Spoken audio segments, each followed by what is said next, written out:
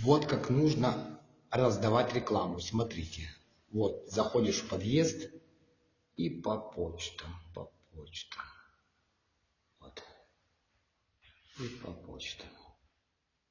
Раздаю я рекламу. Вот.